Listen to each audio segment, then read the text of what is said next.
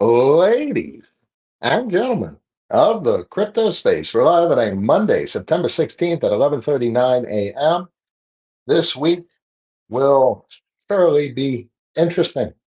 We literally have the Senate calling on the Fed to cut 75 basis points because of the distortion that they have created in these financial markets. The separation between 2 year yields and Fed funds rate is at a point where it's nuts. There's, I mean, seriously, they need like you need a. Oh my God, it's staggering the divergence between 2 year yields and Fed funds rate, and this is like on historic standards. So here you notice they're cutting, and it's a bit forward looking. So they're cutting, and then everything rolls over from a yield standpoint. But here yields are just diverged. They're just I don't know what's going to play out at this point. It's going to be a catastrophe. And that's what it always is. And that's the whole point of the conversations that we've had over the last years, in that when the Fed starts cutting everything, it falls apart. And they are obviously responding to not leading indicators. They're responding to real term financial conditions. And they always talk from a present employment and economic status perspective. And they're not leading. So they're not leaders. They are lagging in present, which is unfortunate because the only way to get ahead of the market is to actually be forward looking on the market. They are responsive, reactive to the market. And right now, the market is screaming, oh, a structural, a regime change is needed because they fucking suck. This market looks like it's going to roll over into oblivion. And that's a theme we've been talking about for years at this point. The market is always ready to completely fail. The whole system is designed to implode in on itself. The whole system is fundamentally a bubble. The dollar is a bubble, as we've discussed, from an M0 relative to actual currency supply. The real currency, which isn't dollars, it's liabilities thereof. It's only $5.63 trillion on the planet, yet there are hundreds of trillions of dollars in circulation. So it's a bubble, by definition, a bubble, a credit bubble. So it is always, bubbles are always designed to contract unless that credit is sustainable, which that doesn't make any sense. That's a non-starter. A credit, the notion of credit means at some point the credit needs to contract. But we've attained a state of economic structure post '08 where the credit cannot contract, or if the credit contracts, we're actually destroying currency supply, which literally leads to more credit contraction and more currency supply destruction, which means basically the inability to refinance. Because that's just the construct that we're in. And we understand that. So we understand that the Fed creates bubbles and the bubbles can't burst anymore because if they do, the whole system is coming down. I don't understand any other way to best explain it other than it's perverted, but it's real. So the very best that we can do as economic bystanders is understand these mechanics and these pressures in the system of which they've created. Not It's not a fairy tale. These are fundamental components of the world in which you exist. This is the real red pill moment when you're like, oh shit, this is why things work the way they do. Now, historically, take out the Fed funds. So this is related to obviously the dollar.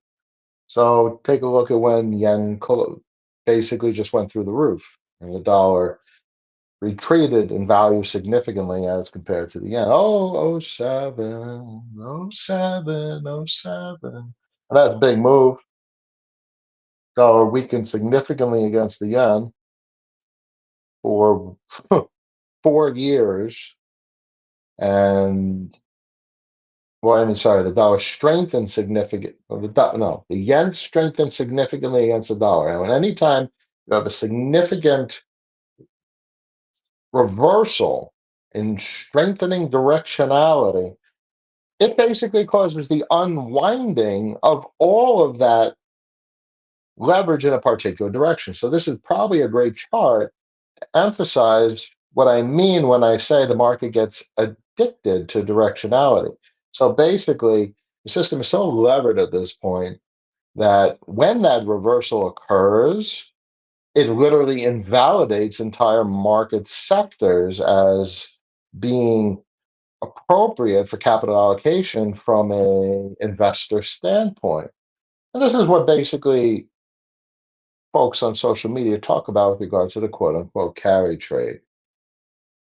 Like, everything's a carry trade. Everything. You get a mortgage, it's a carry trade, especially for people that are renting it from an Airbnb perspective. It's a pretty shitty carry trade if you're buying a home using a mortgage for personal consumption. Basically, any credit for personal consumption is literally a fiduciary failure. Um, because that is just the worst possible thing to ever do from a carry trade standpoint. You're literally paying interest on something that literally is consumed and it's not producing anything. That is the one thing that credit should never, ever, ever, ever, ever be used for. It's a bit of a digression, but that's always a valid point to emphasize from a self fiduciary responsibility standpoint. And make good decisions, especially as this market is very inclined to take capital. Um, that's just so important. The market is something to be navigated, something to be understood. Otherwise, it just takes from you. So the better you understand the structure of the market, these pressures that we're talking about, the fact that the market is always designed to completely implode in on itself, the better you're going to be in navigating the market and actually having a positive rate of return over 4, 8, and 12-year cycles. Now, there's no we have broad strokes how you respond to invalidate, like, say the yen strengthens 10% to it moves down to the 120s and it hits the 10 SMA in the 6 month. That's gonna cause ripple effects everywhere. For instance, um 2020 was a move, it was a almost a that's how bad it is right now. So 2020 from a yen perspective was this blowout. So the 6 month chart, let's go to the monthly. So it was this blowout. This was the whole thing that broke everything basically in 2020. And then it was squashed down, and then boom, it blew out. And now the market is addicted to this leg of the cycle. So from 2016 until February of 21, the market was addicted to yen strengthening. And then they got the reversal, and that is causing the regime change from a capital allocation standpoint globally. And now it's about to reverse. This is a remarkable period. The last time we saw a collapse from such a run up was like 2012 to 15, and then you'd have to what happened in 16, 17. So this bottomed in 16. Uh, So history repeats, or history rhymes rather than explicitly repeats. So this is 16 and 17 is broadly our more favorable period in crypto markets with loose monetary policy and available capital, and everything went pretty much crazy with Ethereum ICOs. And that happened to be on a downward leg in the dollar versus the yen. And then we had a fast capitulation. And then in 17, you got your second leg of that market all the way into March of 18. So that's pretty much where we are from a dollar to yen perspective, except it's at such a perverted level compared to historic standards. I mean, we're going back to 1991 in a very different structural or uh, global financial construct. Best said. 75 basis points. So signaling is more important than ever, and that's ultimately the major significance in Fed conversation, Fed talking points. So the 25 basis points would express, all right, we're just coming into a soft landing. 50 basis points is we're screwed. 75 basis points means they have no idea what the hell they're going to do, and they're struggling to fix basically this chart. And the most remarkable policy error that I could possibly draw on this or see on this chart in quite a long time. I mean, that divergence is staggering. I'd have to get more specific and zoom in, but like literally they need to cut 1.5% of Fed's funds.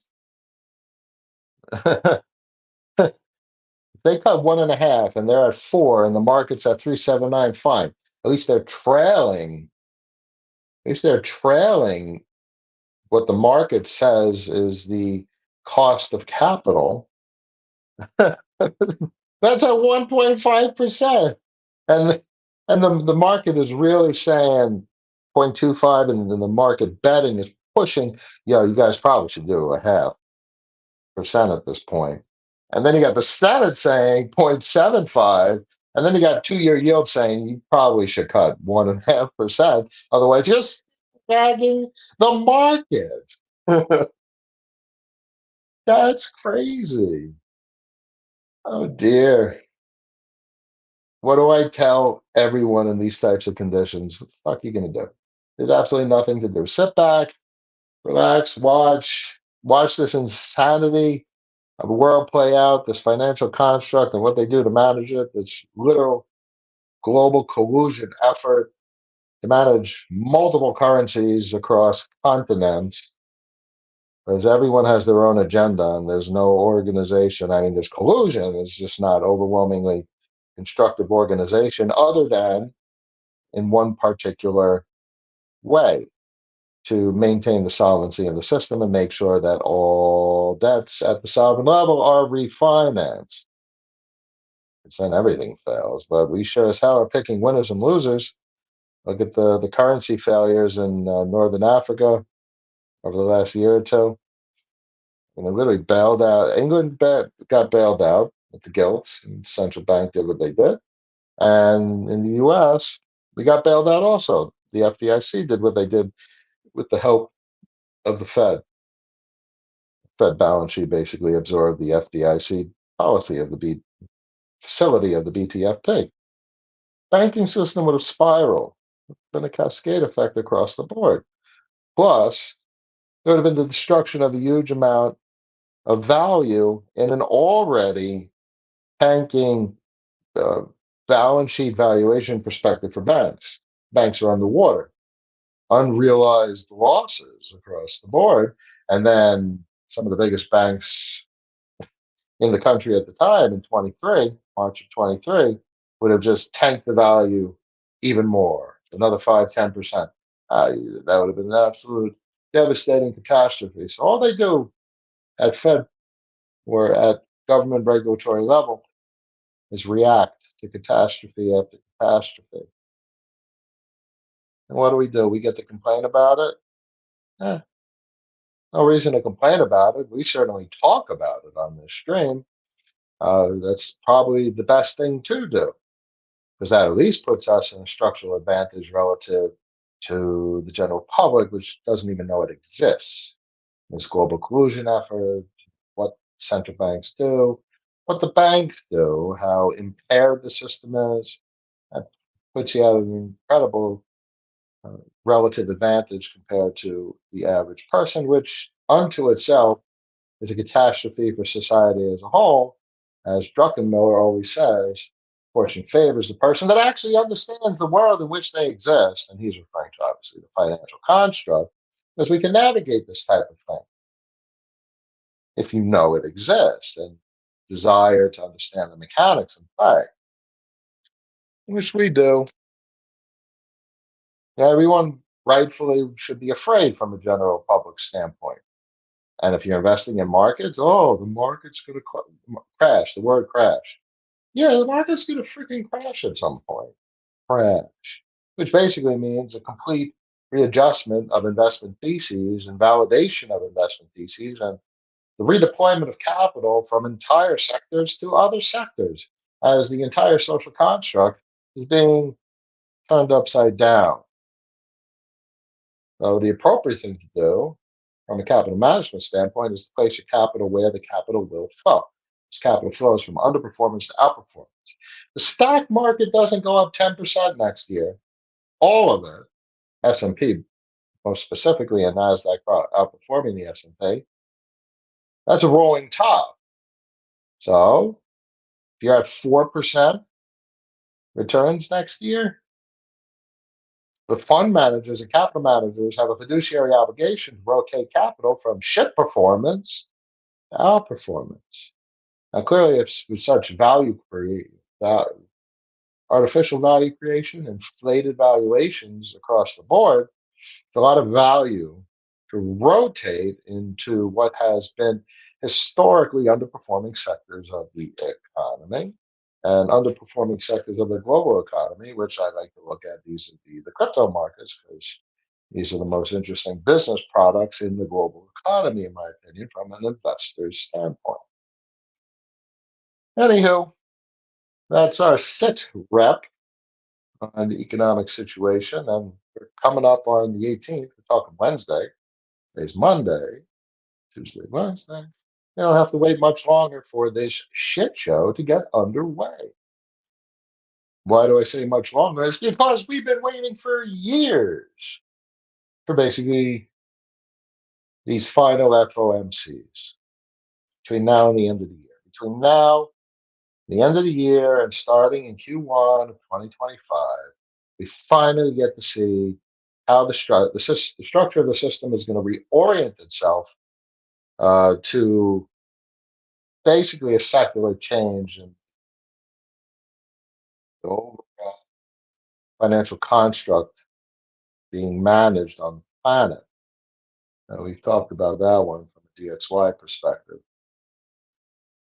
This is just the forward-looking indicator of forward-looking indicators. System doesn't continue unless the dollar comes down. It doesn't. Why? Because the dollar came down in the past, because the system wouldn't have continued unless the dollar came down. And if we are being very honest with ourselves and we look outside and all the civil unrest, and not just at a particular nation state level, we're talking about the global level. Yeah, you're there. The dollar needs to structurally come down. And that presents a fascinating opportunity from a crypto market perspective, as we've discussed in great length. Then when the dollar weakens significantly, those are the favorable conditions in these crypto markets. And we're on potentially the verge of a secular reversal in price action for the dollar, which implies lower highs and lower lows over a significant period of time. When you get to the DXY on a monthly close below 90, and then this level right here holds as support flipped resistance, because this was a double support back in 18 and 2021. Let's draw the line. We're probably heading into the next year, 2025 and 26, between next year and 2028, let's say. Let's draw a horizontal line, please. Let's zoom in. So let's draw it somewhere at the bottom there. That was a little bit of a bounce. We could thicken it up to give us a little bit more tolerance. So look, support held, and it's above the 200 as well, but clearly it held here for 2 year span. So you see a breach of the 200 SMA on the monthly, as well as this particular level, and you find yourself below 88 in a close. You're below moving averages from a monthly perspective. You're below a level from a monthly perspective, and then you see a retest. I'll draw. So you're down here, you see a close, you see the retest and the support flip resistance on the lower low. Oh, choo, choo, choo, choo, choo. Whether this comes in 27, 28, whatever, that would be a technical confluence indicating support flip resistance. But even more so profoundly in this chart would be a secular trend reversal because the dollar is designed to go up, not down. And then we get to speculate and have fun and how they're actually managing the dollar's value down. If the dollar doesn't go down in value, the dollar is structurally designed to go up because of the behavior of global economic participants. That's always a fun conversation to speculate on the bullshit and collusion that the world goes through in order to manage this financial construct. But then you got the lower highs and the lower lows heading into some sort of insane capitulation a decade from now. Talking about an emerging market cycle, capital rotation from US to outside the US broadly. We're talking about a structural increase in global liquidity because there's much more foreign currency compared to US, United States dollars, US currency. So the world is about to be flushed with liquidity at the expense of the dollar's relative value. The folks that are angry, rightfully angry, it's like, oh, the dollar's going to fail. This chart has nothing to do with dollar failure. It doesn't work like that. The death of the dollar is up at 1,000. This this going down, this chart going down, basically implies the dollar is affording the world more opportunity to print more dollars. And as this chart goes down, the dollar becomes more entrenched in the system because now it's cheaper to buy dollars, cheaper to buy everything in the United States. So manufacturing boom, domestic manufacturing, supply chain in the United States. Those are good times. Remember when we actually manufactured shit in the United States? And it also means you're able to borrow cheap dollars. So literally, that's a dollar. Like the dollar is a carry trade unto itself, but that means instead of borrowing in Japan the cheap yen, you're literally borrowing in the States for a cheap dollar and investing it offshore internationally. Japanese carry trade becomes the US carry trade. That's what a secularly depreciating dollar would cost. Isn't that a fascinating twist on what most people think is the death of the dollar? Anywho, hope that helps, guys. Yams in the house. What's up with Curve USD supply? Looking kind of grim. Whole market looks like shit. Bitcoin bounced right off 60 down to 57.8.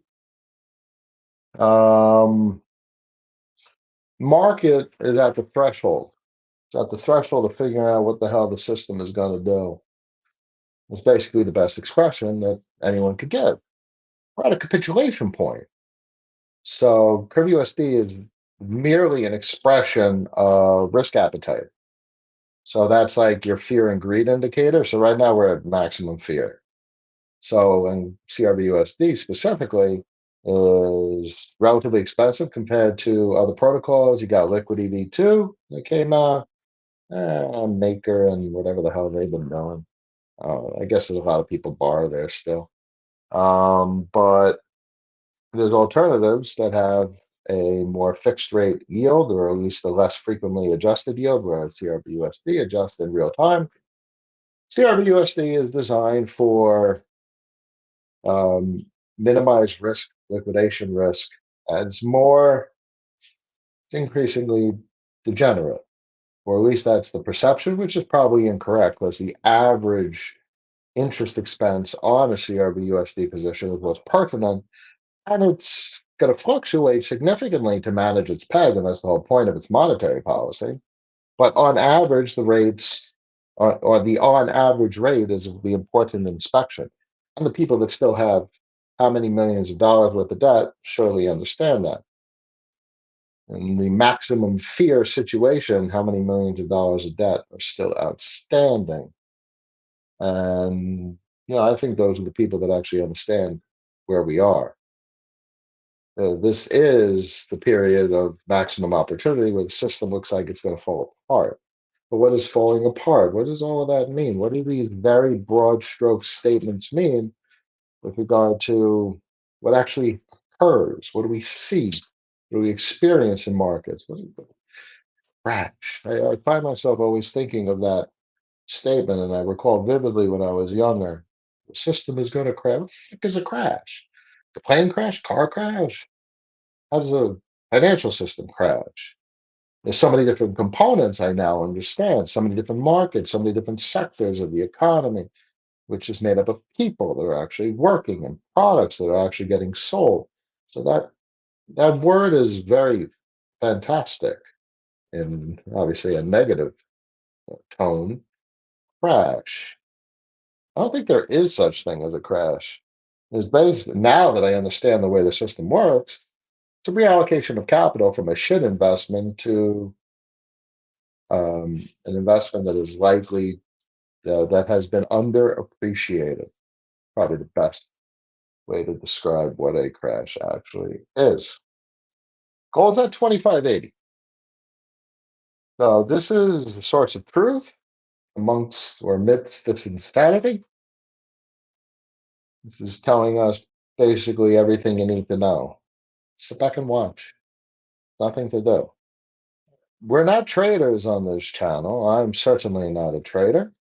Shit. Investor. Define investing, trading as investing. So this is probably the most important metric that we're able to see right now, along with a couple of upticks, especially in USDC, USDT supply. That's very meaningful. It's straight up, ladies and gentlemen. The amount of dollars available in these crypto markets is parabolic over the last 3 years, and I need nothing else from a data perspective other than gold. Financial conditions loosening down 2.89%. Where's oil?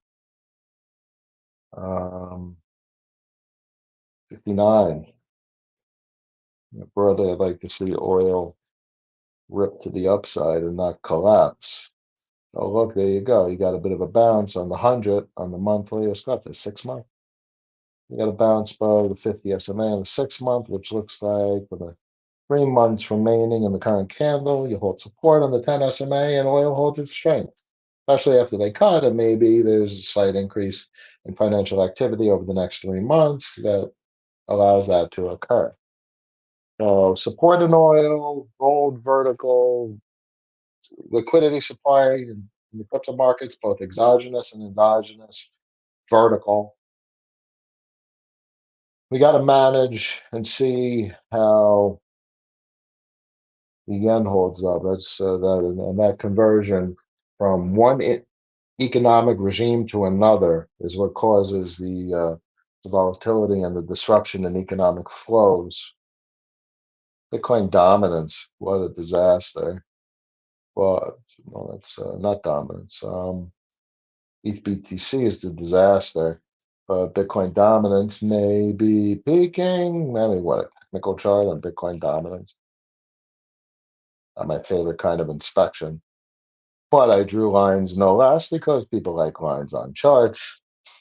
It does show us, an ascending, a rising wedge. And one day it'll fall through because the system needs products and services, or at least that's what people are always seeking. Nothing ends up in a single regime. Systems or the world and populations always fight a concentration of a single regime. Look how, after how many thousands of years of modern human existence, we certainly have how many regimes, how many governments, how many countries, how many borders, how many religions. And these are all regimes that everyone wants to associate themselves with. They create personal identity. And that's the same exact thing. It's the same exact thing with regard to currency. It's all the same. Political affiliation, nation state affiliation, religious affiliation, currency affiliation. This is all base human psychology, ladies and gentlemen. Everyone just wants to be part of a group. Team sports, gangs. It's all about socialization and base human programming. We're all fundamentally the same. We all fundamentally have the same programming. Everyone. Once you understand that programming, you get a sense of why the system does what it does and why people do what it does. Because you get to find every aspect of the system and every behavior of every individual using these base programming types of terminologies, methods of inspection. Oh, the person was angry. The emotions, surely, or the person believed this. That person believed that. Therefore, they got emotional. It's all the same shit. And everyone likes to say everyone's so different. Everyone's identical. Doesn't matter. What a silly species in so many regards. Everyone's so defensive. Anywho, hope that helps. I believe that was the first question of the stream. And now I will move on to the second one. Brian, good morning. Tapsy, yeah, also seems that activity increases when volatility increases. Any thought about that? Well, it's leverage. It's credit creation. And clearly credit creation endogenous in these crypto markets has been destroyed. You so my expectation is cyclical, as it always is with regard to credit bubbles. You're going to get a credit bubble. I mean, look, when you get up to a billion and that, I remember when the first half a mil or a mil was traded on Curve. So when we see what CRVUSD at a billion moving towards two and three and four, then 5 bill, and then 10, and it blow off top to 10 bill, and then it collapses. I wouldn't be surprised because that's what a credit bubble is. And then the currency units get destroyed.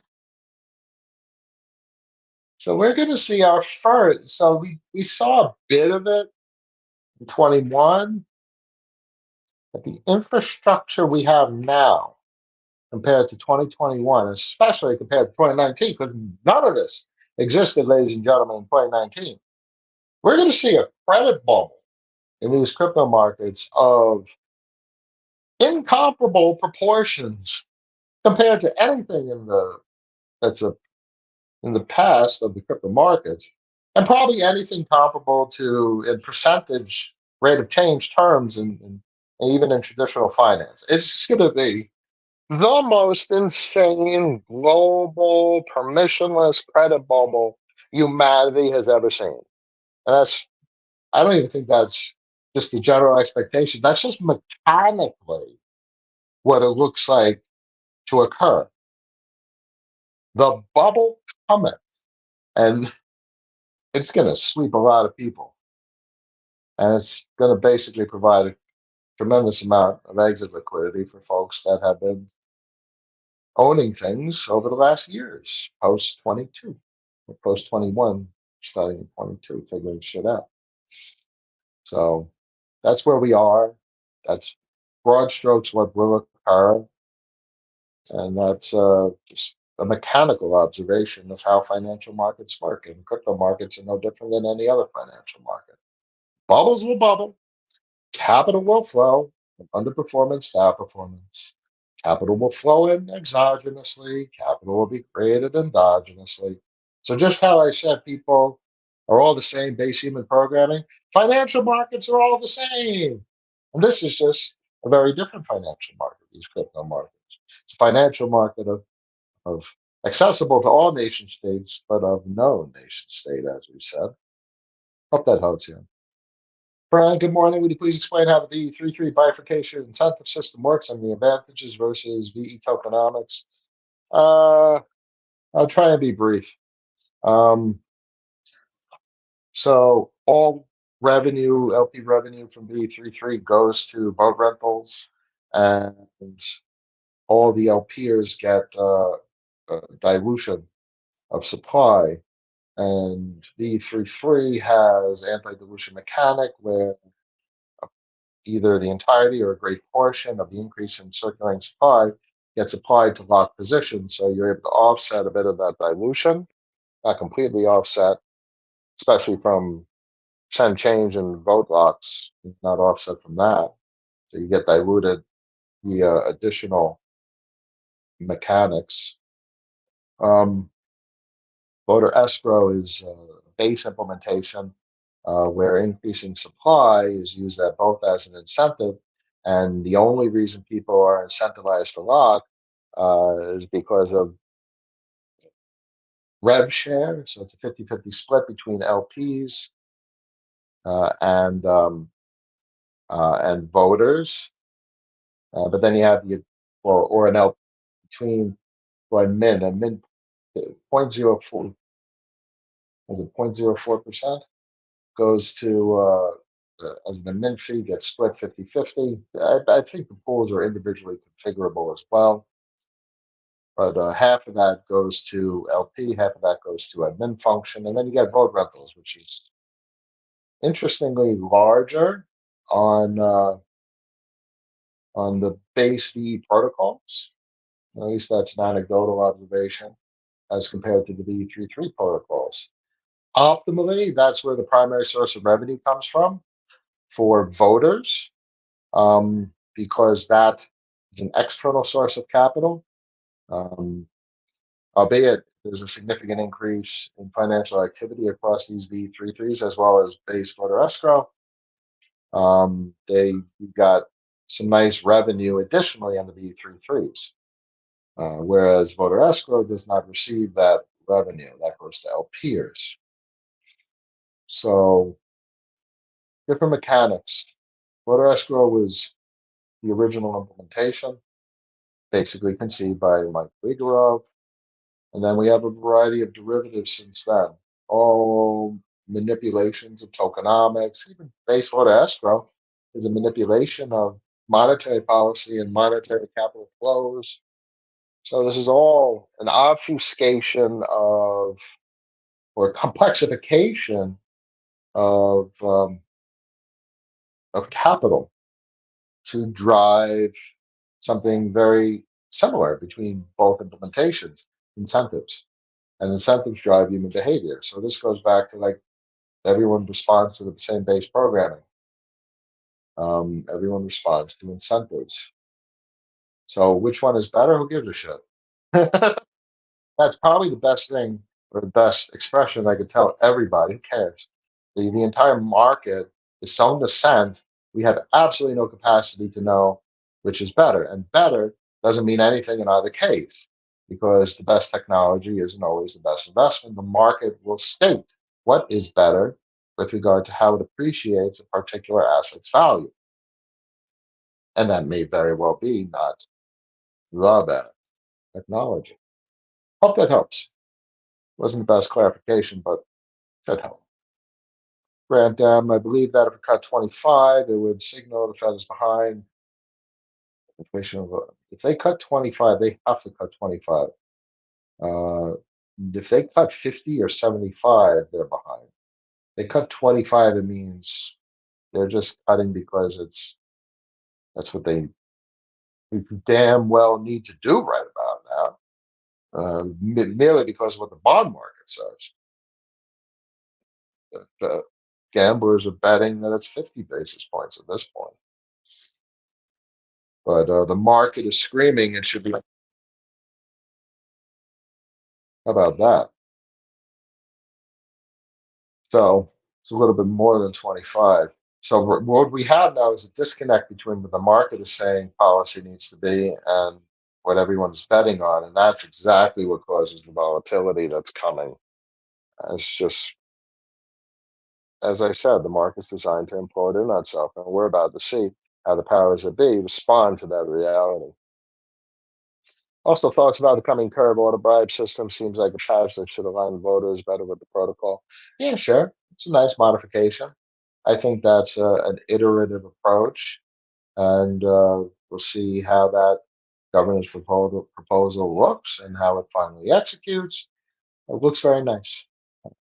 Anything that could generate more capital for locked positions is going to further incentivize the locking of positions.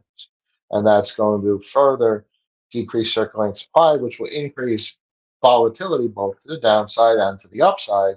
And in a bullish market, there you go. Price will bubble because with less supply, same amount of capital creates a larger delta in price. And then it'll collapse and blow up again and collapse and blow up again because that's what it does. That's what every financial market does because it's all a bubble. Kill us, good. Good.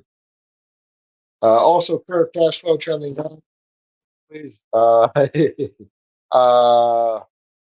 well, so by definition, austerity.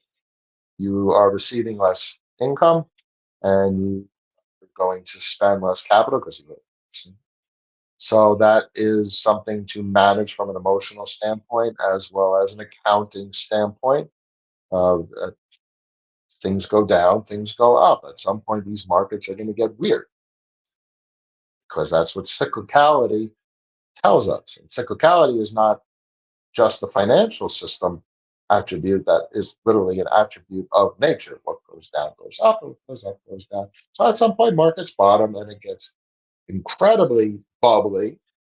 And then it collapses and bearish. And all that matters is that you get higher lows and higher highs over the next 10 years. So that broadly aligns with time frames that I like to look at for a 12-year time frames. So great. Over the next 10 years, the dollar falls to 70. And we get two cycles that are just unprecedented in these crypto markets. And you get a structural change in capital around the world because these crypto markets are expressing a degree of opportunity as well as geopolitical and geographic arbitrage that have never existed before. So you get the bubble of bubbles, and things go to prices unfathomed of, and then it collapses cyclically. So let me explain that visually that to you. So if you have this secular directionality change on the dollar over the next 10 years doesn't occur in a straight line. That's not the way it works. You get a collapse, you get a bounce, you get a collapse, you get a bounce, you get a collapse. Because look, as you can see here, 2008, it blew up, it collapsed, it blew up, well, really blew up, and then it collapsed, it blew up, and then it collapsed. Except now it's lower highs and lower lows over a period of time. Cyclicality amongst a secular trend, amidst the secular trend. Hope that helps. How come gold is up and crypto is down? Every market is separate from one another. Everyone loves to talk about correlation, but the market tells us. The market tells us the truth. So basically, the gold is saying that everyone has no idea what's going on, and uncertainty is at a maximum, whereas gold is a source of truth. It's telling us that the value of fiat currencies is going to significantly decrease across the board around the world. And that probably means nothing from a relative currency valuation. That means everything from an across the board valuation. So gold tells the truth when everyone is freaking out. Poly market was 100% decentralized and immutable, better consensus mechanism, permissionless market creation. Would it be able to act as a humanities truth driver, as humanities gambling ledger, where people think? Yeah, just it's a betting book, and there's no such thing. There's perceived truth, speculated truth. Yeah, this seriously goes back to like Socrates. What is an objective truth? And arguably, there is no objective truth as inspected by a subjective human perspective. So that gets very philosophical. maybe humanity's truth, or the truth that's relative to consensus of humans.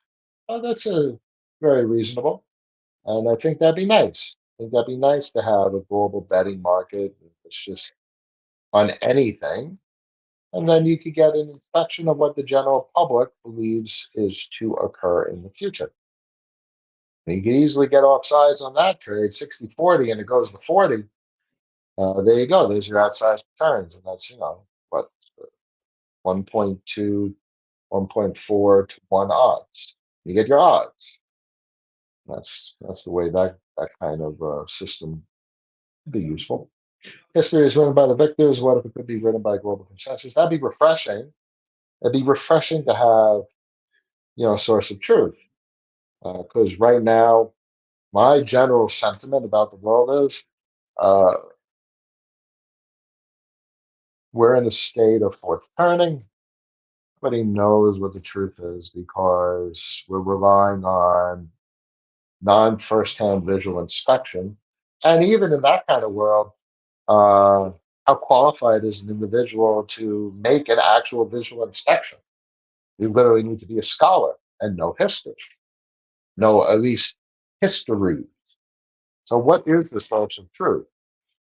This is by definition what everyone's talking about with a fourth turning, and that nobody believes shit anymore. And that is disappointing. And well, it's a decayed state of society that leads to social unrest, and that's very unfortunate. And personally, my general perspective on the world is I like all thoughts, all ideas. 'Cause how am I? I am not a believer. I am all right, someone's presenting an idea, more of a scientific method. Like, all right, great. So if someone's presenting an idea, how can I find confluence? Because that's what I look for in chart data. I'm looking for confluence to support an idea. And so was it loosely held opinions, or tightly held opinions loosely enforced, or something like that, whatever the phrase is. I'm pretty sure some of you know that phrase. All right, so every idea is a good idea, even the most unreasonable, gross idea. Lots of conspiracy theories all over the place. I find them quite interesting. um, I loosely hold them unless there's some confluence suggesting, all right, that makes sense. So that is a great way to interpret history. History is written by the victors, so we should be cognizant of that reality. And we need to always, the most important thing, managing capital and understanding the world, is always keep an open mind, and always. So that's why this channel is about rationality, because it could be the most absurd theory, something that contradicts every accepted standard of history, and say, all right, great, let's talk about it. And it's about conversing and presenting argument and presenting dialogue, points, bullet form if necessary. Not bullet, but like bullet points. Oh dear.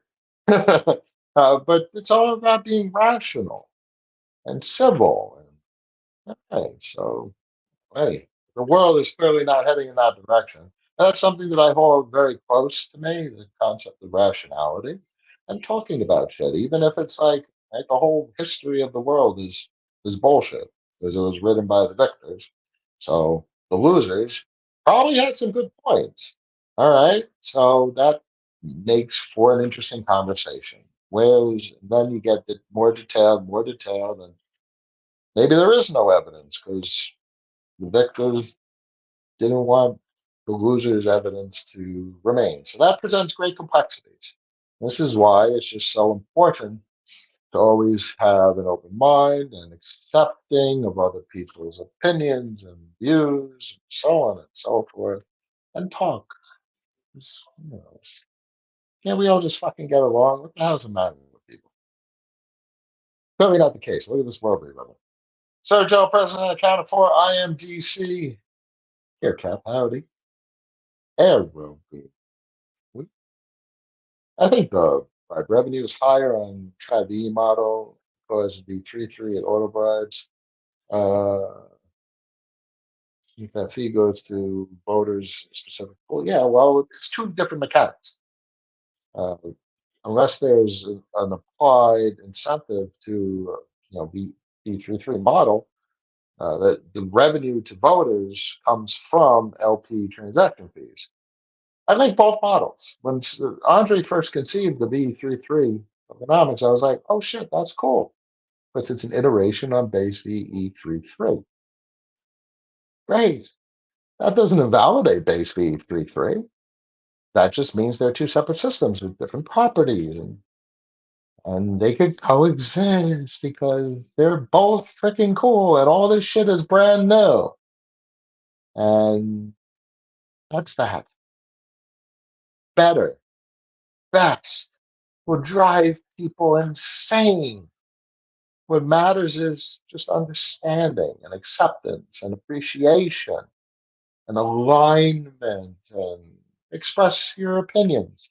So I align with all of it because I find it all interesting. I own what I find interesting with a base fundamental rule of fuck you, pay me. And that has served me well, and I expect it to continue serving me well. Hope that helps.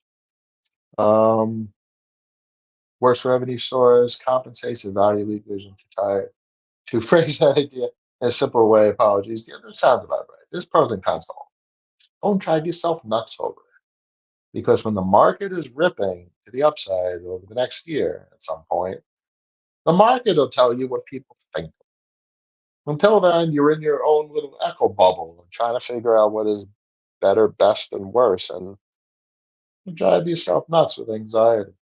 Mitch in the house. How are you? Yeah, last question. We're going to wrap it up for today. Appreciate all of you. Cap, I'm building this global consensus protocol. Would love to have you on board. Happy to DM.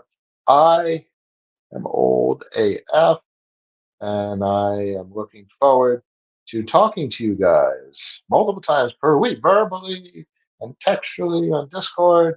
And I look forward to this being my life and world as a laid back guy who's been in the industry a long time. And I'm not, I don't have the energy anymore for building. I did in my, certainly in my 30s and late 20s, and just don't have it anymore.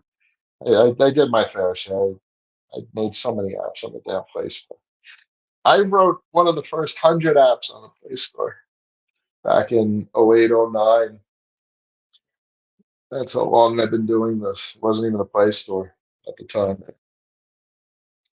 What was it? Android Market time. Yep, I'm that old. Monday, September 16th, 12:32 p.m. 275 people made it to the end of the stream. I appreciate each and every one of you. Stay emotional and stick with it. Stay calm. Woosah, woosah. Wednesday will come. We'll talk about it Wednesday. I'm sure this week's going to be very interesting, and we'll have a bunch of things. Until then, keep it real. See you later this week. Peace.